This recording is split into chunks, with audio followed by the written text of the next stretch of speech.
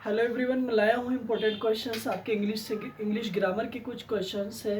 तो देखो, ये क्वेश्चंस आपके एग्ज़ाम से रिलेटेड हैं और वेरी हेल्पफुल है। आप किसी भी कॉम्पिटिटिव एग्ज़ाम की प्रिपरेशन करते हो इंग्लिश से रिलेटेड, तो मेरे क्वेश्चंस आपके लिए इतने हेल्पफुल है कि ये किसी भी एग्ज़ाम में आएंगे। और चाहे आप यूपी टेट की प्रिपरेशन करते हो, सी टेट की, एसएससी सीजीएल की प्रिपरेशन करते हो, सीएचएस की, या टीजीटी पीजीटी या सुपर टेट की प्रिपरेशन करते हो, ठीक है, या इंग्लिश से रिलेटेड किसी भी कॉम्पिटिटिव एग्जाम की प्रिपरेशन करते हो, मेरे क्वेश्चंस आपके लिए वेरी हेल्पफुल है। Let us start. पहला क्वेश्चन है आपके लिए, देखिए, एम्पलीफाई।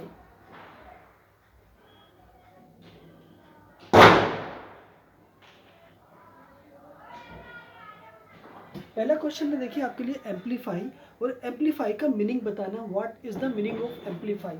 तो देखो, एम्पलीफाई का जो मीनिंग होगा वो क्या होगा, उसे मैं चेक कर लेता हूँ यहाँ पे। देखो, सबसे पहले satisfy,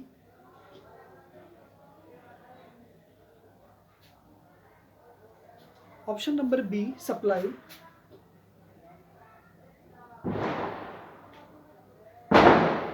and option number C electrify,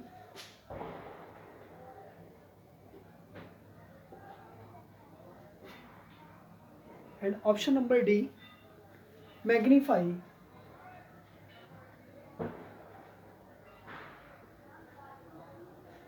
देखो, ये मेरे ना 4 ऑप्शन है, और इस ऑप्शन में मुझे फाइंड क्या करना है, राइट मीनिंग फाइंड करना है, यानी कि मुझे सिनोनियम फाइंड करना है। इसका मीनिंग क्या होगा, एम्पलीफाई का मीनिंग क्या होगा? देखो, जनरली क्या होता है, एम्पलीफाई का मीनिंग क्या होता है, सबसे पहले मुझे जानना है। तो देखो, एम्पलीफाई का जो मीनिंग होता है वो होता है बढ़ाना। बढ़ाना, बढ़ाने का मतलब लीड करना, मतलब किसी चीज़ को मतलब ग्रो करना, बढ़ाना, ठीक है। तो सेटिस्फाई का मीनिंग क्या होता है, संतुष्ट होना, संतुष्ट होना, यानी किसी को सेटिस्फाई करना। यू आर सेटिस्फाई, और सेटिस्फाई के बाद जो प्रीपोजिशन आएगी वो कौन सी प्रीपोजिशन आएगी, विद प्रीपोजिशन लगाएंगे आप। देखो, सप्लाई, सप्लाई का मीनिंग क्या होता है, मांग करना, यानी कि सप्लाई का मतलब पूर्ति करना, ठीक है। सप्लाई का मतलब पूर्ति करना, पूर्ति करना। तो ये भी वर्ब है और ये वाला वर्ड भी वर्ब हुआ। जबकि इलेक्ट्रीफाई का मीनिंग क्या होता है, इलेक्ट्रीफाई का मीनिंग होता है ऊर्जा, मतलब एनर्जी से रिलेटेड है, मतलब, ठीक है, ऊर्जा प्रदान करना, ऊर्जा प्रदान करना। जबकि मैग्नीफाई का मीनिंग क्या होगा, बढ़ाना, एक तरह से, है ना, बढ़ाना, बढ़ाना। तो देखो, यहाँ पे जो राइट ऑप्शन होगा, अब आपकी समझ में आ गया होगा, इंक्रीज करना, लीडिंग करना। तो कौन सा ऑप्शन होगा आपका, ऑप्शन नंबर डी आपका राइट ऑप्शन बनेगा, ठीक है। कोई दिक्कत नहीं, ठीक है, राइट है। तो देखो, यहाँ पे आपका इलेक्ट्रीफाई का मैंने रोमांच से भर देना, है ना, ऊर्जा प्रदान करना, या एक तरह से रोमांच से भर देना। तो नेक्स्ट क्वेश्चन आपके लिए आ गया, this is the first time,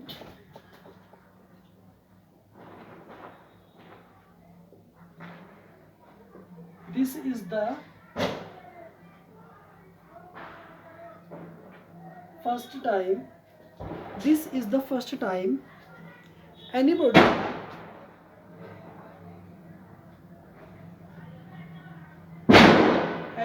have explored into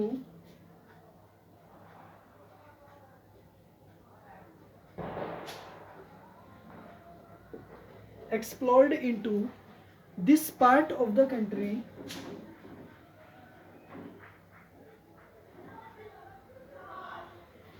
this part of the country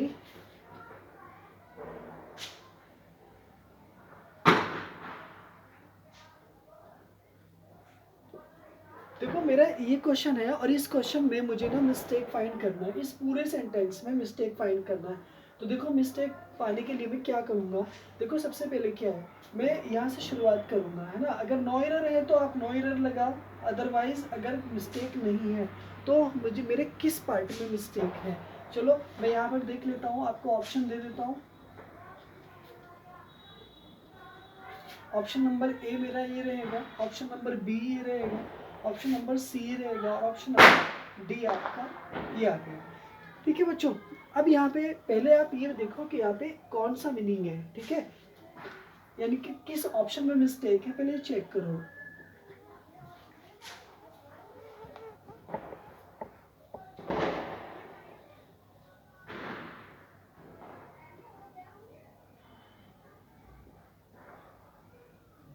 He had set up his business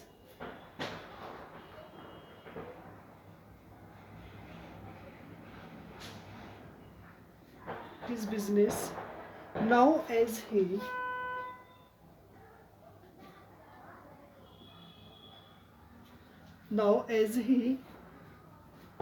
knows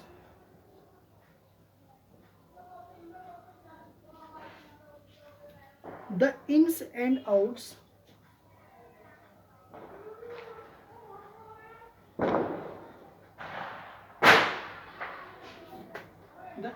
and outs of it। तो यहाँ पे मुझे ना मीनिंग बताना है, द इन्स ऑफ आउट का मीनिंग मुझे बताना है।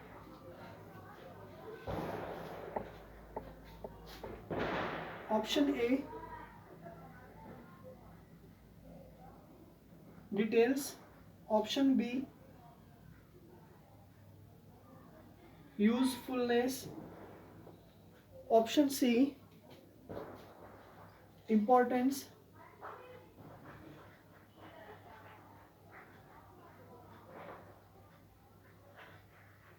Option D difficulties.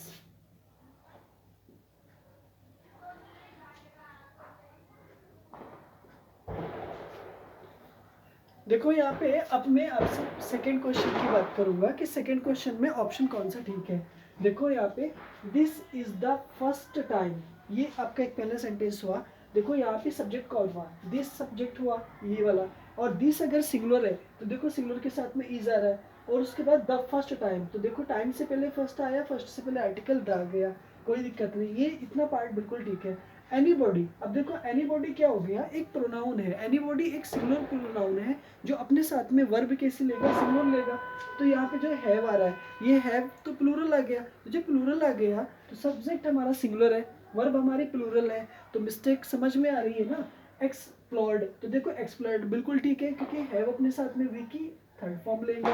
तो अब जब वी की थर्ड फॉर्म आएगा एनीबॉडी के साथ में परफेक्ट बन रहा है तो परफेक्ट बनेगा, कोई दिक्कत नहीं है। But into this part of the country, but into भी आ गया क्योंकि एक्सप्लोर्ड अपने साथ में इनटू प्रीपोजिशन लेकर के आएगा। क्या हुआ, ये प्रीपोजिशन हुआ, और प्रीपोजिशन कौन सी है, इनटू है। किसके साथ आया, एक्सप्लोर्ड के साथ। दिस पार्ट, ये हिस्सा ऑफ द कंट्री, देश का। तो देखो यहाँ पे वेरी सिंपल है, अब आप समझ गए होंगे सर आंसर कौन सा है। देखो आंसर यहाँ पर एनीबॉडी के साथ में हैज की जगह हैज हो जाएगा यहाँ पे ना। तो ये इस पार्ट में मिस्टेक थी, तो ये वाला पार्ट आपका जो है मिस्टेक हो जाएगा, और यही फाइंड करना था। अब हमने यहाँ पर ये सीख लिया कि देखो एनीबॉडी के साथ हैज आता है ना कि हैव आता है। क्लियर हो गया, ठीक है। अब यहाँ पर अगले ऑप्शन, अगले वाले सेंटेंस में आप आंसर फाइंड करो, इसलिए मैं नेक्स्ट क्वेश्चन नोट करता हूँ। Question number 4, the keeper of a museum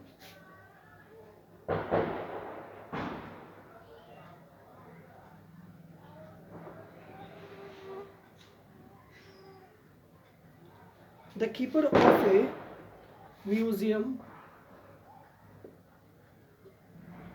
option number A compare, option number B curator,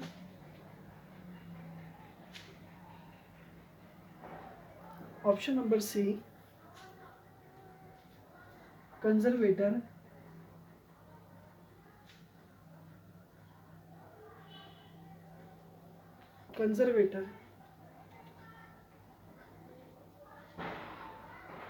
and option number D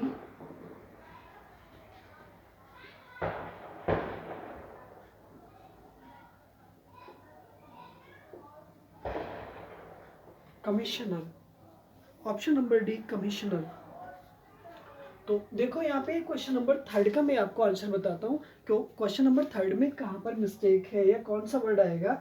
देखो ही हैज सेटअप। देखो सेटअप का मीनिंग होता है एक फ्रेजल वर्ब है जिसका मीनिंग होता है स्थापित करना किसी चीज़ को, है ना। सेटअप करना है जैसे किसी बिजनेस को सेटअप करना, किसी वर्क को सेटअप करना, है ना। ठीक है, तो ये होता है। तो सेटअप का मीनिंग होता है किसी चीज़ को इस्टेब्लिश करना। हिज बिजनेस, देखो बिजनेस यहाँ पर आ गया तो सेटअप वहाँ पे दे रखा है, सिंपल है, कोई दिक्कत नहीं। नाउ प्रेजेंट में है, देखो तो ये वाला प्रेजेंट है, देखो यहाँ पे तो ये प्रेजेंट हो गया, कोई दिक्कत नहीं है। तो ये अगर ये प्रेजेंट में है तो ये प्रेजेंट में आएगा। एज एज एक कंजक्शन का काम कर रहा है, जो दौड़ रहा है, जो कनेक्ट कर रहा है, दो सेंटेंसेस को जोड़ रहा है। ठीक है, तो ही नोज, अब देखो ये भी प्रेजेंट है, अब ये प्रेजेंट आया तो ये भी प्रेजेंट आ गया। ठीक है, तो नोज यहाँ पर प्रेजेंट आया। The ins and outs of it, अब यहाँ पर इन्स एंड आउट्स का मीनिंग बताना है। तो देखो यहाँ पे बेसिक रूप से क्या है, आपके माइंड में चल रहा होगा सर कुछ तो है, आउट्स ऑफ इट और इन्स एंड आउट्स आ गया। तो देखो ये एक जो है ये एक ईडियम है और इसका जो मीनिंग होता है ना, वो इसका मीनिंग होता है विस्तार से एक्सप्लेनेशन करना, मतलब एक्सप्लेन करना, समझाना, मतलब डिटेल से समझाना, इज राइट ना। तो यहाँ पे ऑप्शन आपके सामने आ गया। जबकि यूजफुलनेस का मीनिंग क्या होता है, व्यर्थ, मतलब बेकार, जिसका कोई निर्णय ना निकला हो। ठीक है, यूजफुलनेस मतलब बेकार, व्यर्थ की। ठीक है, व्यर्थ। अब इंपॉर्टेंस का मीनिंग क्या होता है, महत्व, मतलब बेकार, इसका मीनिंग महत्व। और डिफिकल्टीज का मीनिंग कठिनाइयाँ।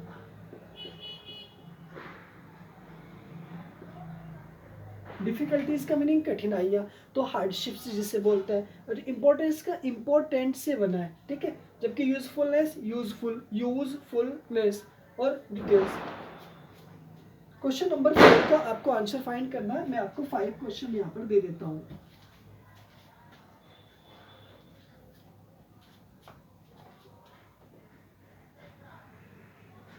The meaning of replete, the meaning of replete का मीनिंग बताना है। Option number A, option number A full, option number B restful, and option number C calm, and option number D occupied।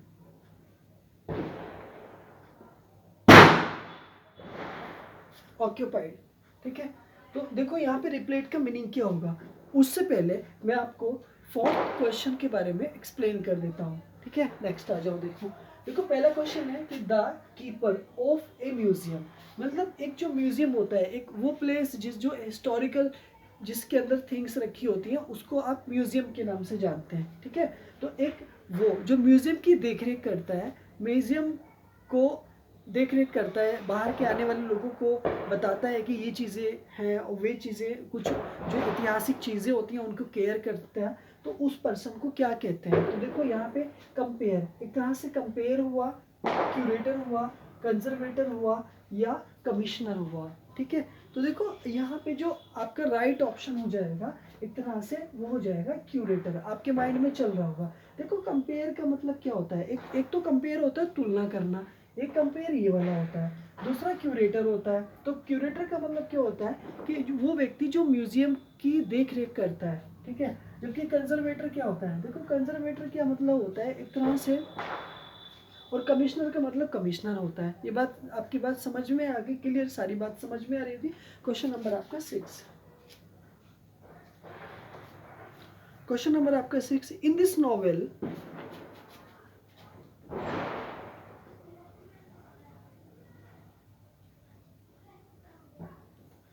in this novel I came across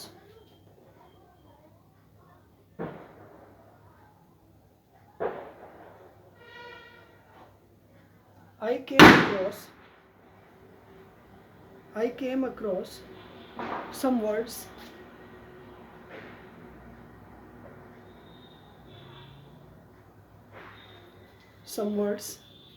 which means I do not know.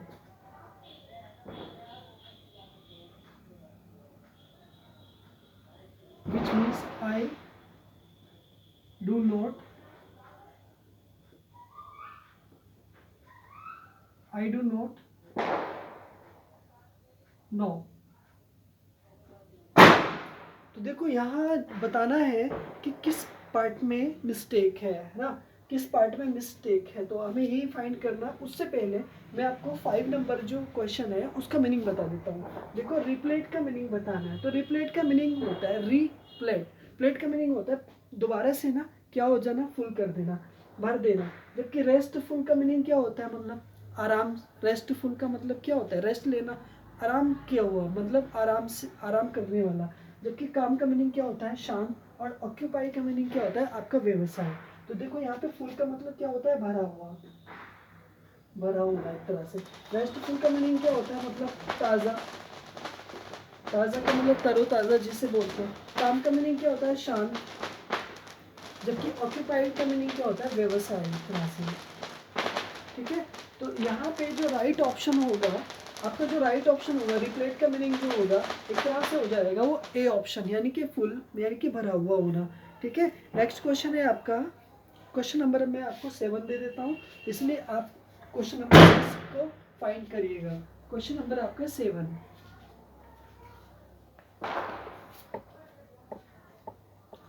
Our new office is,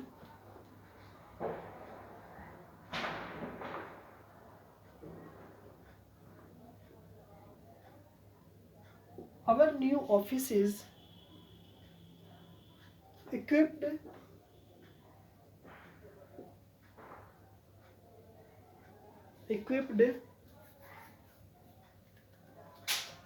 dash all the latest technology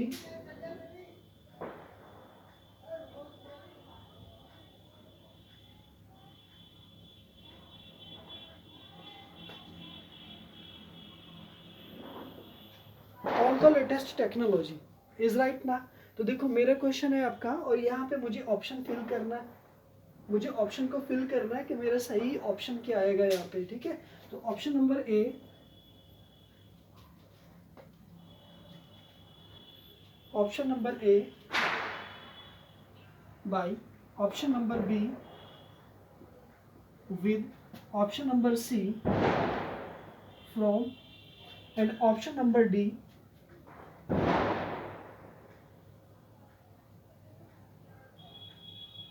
above. तो देखो यहाँ पे right option, इसको question को बताने से पहले मैं आपको 6 क्वेश्चन बता देता हूँ। देखो 6 क्वेश्चन में, in this novel I came across some words which means I do not know. तो यहाँ पे मुझे बताना सेंटेंस में किस पार्ट में मिस्टेक है।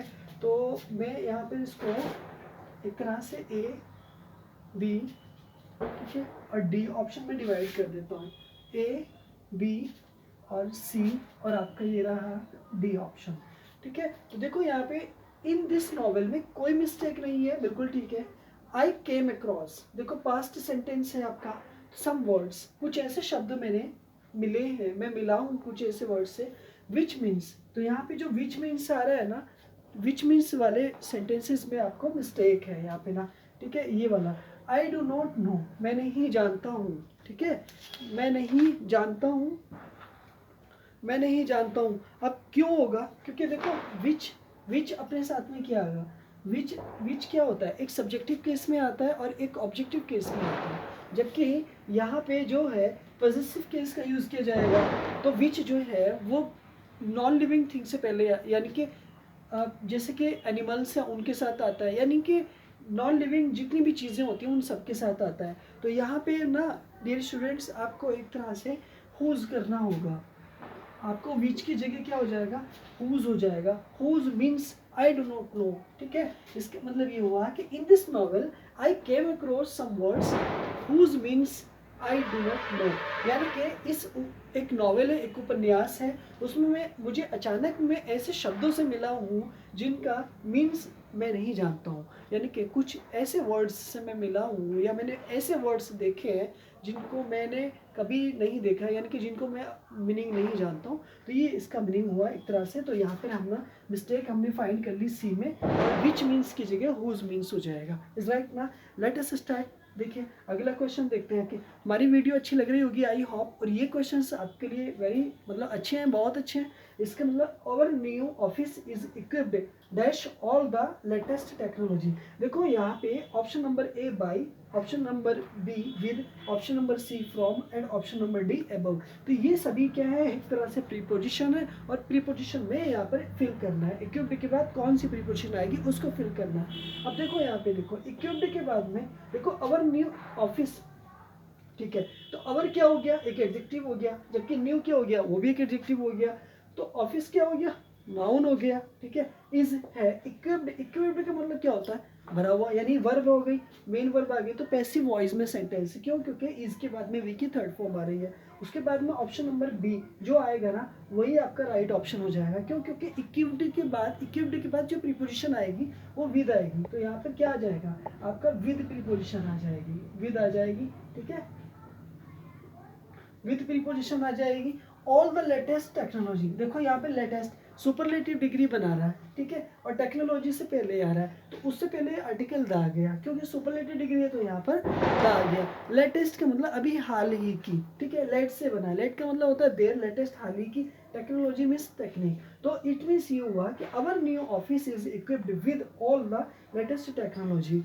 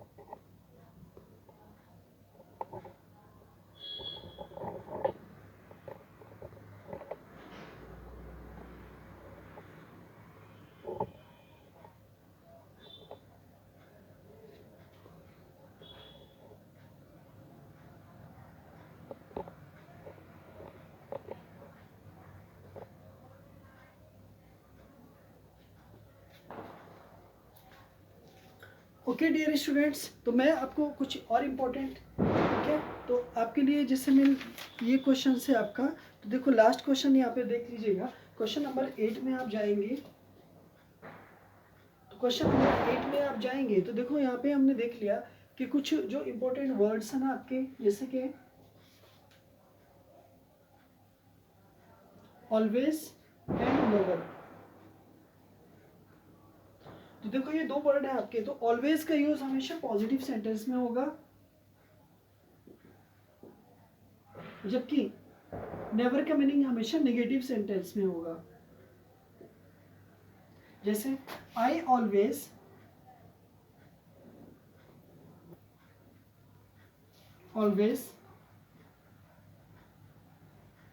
टीच यू इंग्लिश, या आई डू नॉट, ठीक है, या आई नेवर